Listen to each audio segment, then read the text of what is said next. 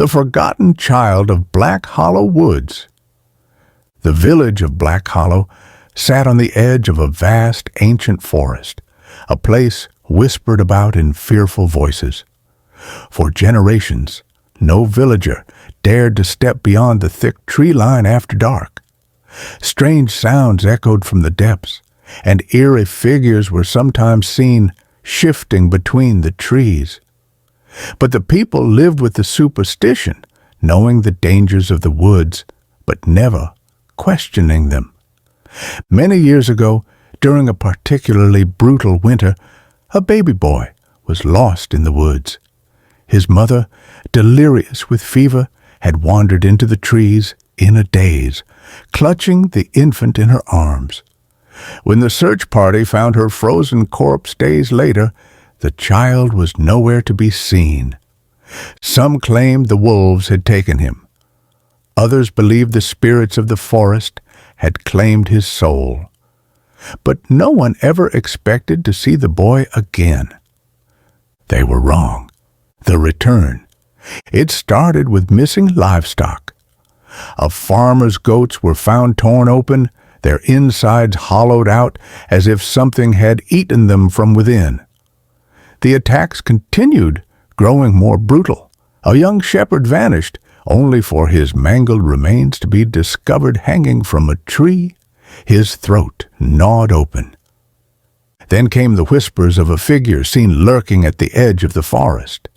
It moved like a shadow, vanishing whenever someone tried to approach. Some swore they saw glowing yellow eyes peering from the dark, watching, waiting. One night, an old hunter named Elias vowed to end a madness. He set out with his rifle, tracking the thing through the trees. The deeper he went, the more he felt the weight of unseen eyes upon him. Then he saw it. A boy, now nearly a man, crouched atop a boulder, bare-skinned and covered in dirt and scars. His limbs were too long, his fingers claw-like, his mouth filled with jagged, uneven teeth. His face was both human and not, twisted into something animalistic, feral. Elias barely had time to lift his rifle before the boy pounced. The villagers found the hunter the next morning, his body ripped open from throat to belly, his rib cage cracked apart as if something had feasted on his insides. The boy had returned, but he was no longer one of them. He was something else, something monstrous. The blood harvest. Night after night, the creature of the woods crept into the village. Doors were found open, trails of bloody footprints leading into the trees. The butcher's wife was taken next, her body discovered hanging upside down, her blood drained into the snow below. They tried locking their doors. They tried posting guards. None of it worked. Then one night, the village elder awoke to a sound, a slow, deliberate creaking. He turned in his bed, and his breath caught in his throat. The boy stood in the doorway, watching him. He was taller now, lean muscles stretched over an unnatural frame. His eyes glowed in the dark, filled with something far worse than hunger. His mouth curled into a horrific grin, his teeth sharp and glistening. The old man didn't even have time to scream. By dawn, the entire village was in chaos. Houses were left open, blood pooling in doorways. Bodies were found mutilated beyond recognition. Some were missing their eyes, others their hearts. The villagers knew then the boy was no longer human.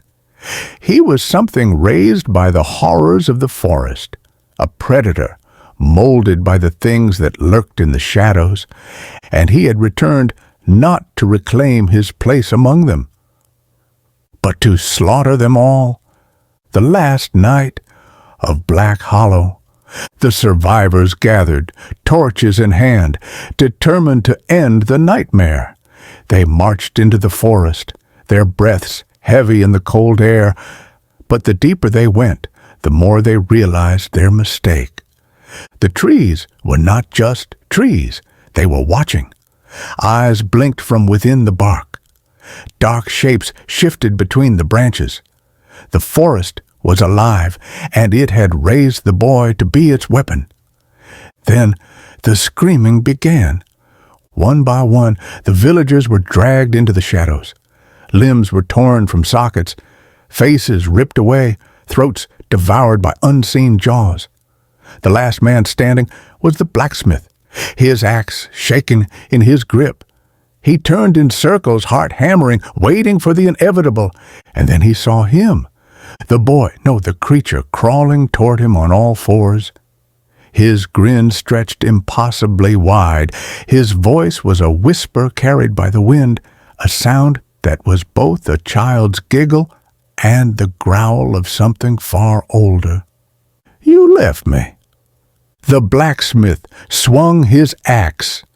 He never even felt the thing's claws sink into his throat. The village of Black Hollow was silent by dawn. No one remained, and the forest, as always, watched, waiting, hungry. The last son of Black Hollow. For years, the village of Black Hollow was nothing but a forgotten ruin, swallowed by the ever-hungry forest. The name became a ghost story, whispered in distant towns. Tales of a cursed village where something inhuman had slaughtered every last soul. No one dared venture near, but one man did. His name was Alden, the lost boy's brother. He had been just an infant when his mother disappeared into the woods, carrying his older brother into the night. The villagers had taken him in, raised him in a nearby town far from the cursed forest. But blood remembers. For years, Alden felt a strange pull toward the place where his family had perished. Dark dreams haunted him. Visions of a pale figure with glowing eyes lurking between the trees, whispering his name from the shadows. The dreams worsened until he could ignore them no longer. Armed with a silver-forged sword, etched with runes of protection, Alden returned to Black Hollow. He would kill his brother, and he would end the horrors of the forest once and for all. The hunt begins. The village was gone, devoured by vines and rot. The houses had collapsed, their skeletal remains buried beneath twisted roots. But the presence was still there. Alden could feel it, watching. As he stepped into the forest, a foul stench filled the air, the smell of death. The ground was littered with bones, not just animals, humans. Then, a whisper. "Brother." Alden spun, blade raised.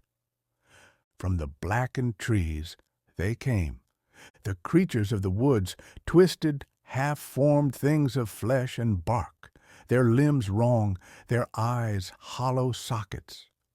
Some slithered, others scuttled, their bodies pulsing with unnatural life. They had raised his brother. They had made him into what he was, and now they served him. The creatures lunged. Alden moved. His sword sang, slashing through the first beast, its body shriveling to ash as the silver cut through it. Another leapt. He drove his blade into its skull, black ichor spraying across the trees. But more came, dozens, hundreds.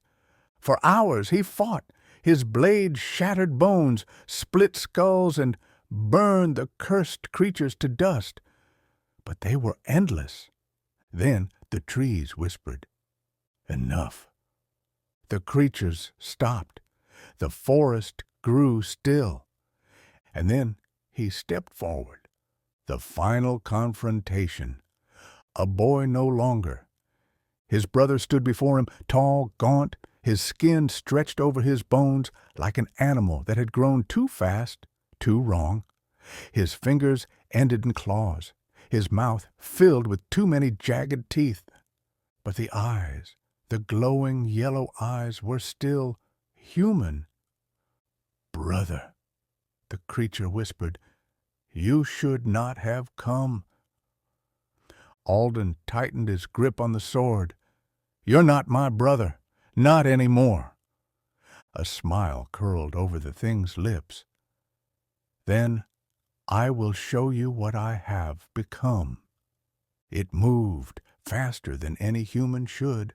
Alden barely dodged the first strike. Claws slashed the air where his throat had been. He swung his blade, but his brother was already behind him, whispering in his ear. "The forest chose me." Alden whirled, slicing deep into the creature's ribs. Black blood spilled onto the earth, sizzling against the soil. His brother hissed, but he did not fall. The trees around them shook. The forest itself howled. And Alden realized he wasn't just fighting his brother. He was fighting the entire forest. Vines lashed toward him. Roots split the earth, trying to swallow him whole. Alden leapt, hacking through the tendrils, cutting deeper and deeper into his brother's flesh. But still, the thing would not die. Then Alden saw it. A mark on his brother's chest, a blackened, pulsing scar, the heart of the curse. It was the forest's tether to him. Alden didn't hesitate. He drove his sword straight into it. The creature's scream shook the earth. The trees withered. The creatures howled and crumbled to dust. The vines shriveled. The sky split with light. And his brother, his monstrous, twisted brother, fell to his knees. The yellow glow in his eyes flickered, and then he was gone. The end of the curse. The forest died that night. The ancient evil that had claimed his brother, that had devoured Black Hollow, was gone. The trees rotted away, leaving only a barren wasteland where the cursed woods had once stood. Alden stood among the ruins, the wind howling around him. His brother was dead, but so was the darkness. For the first time in centuries, the land was free, and Black Hollow at last could rest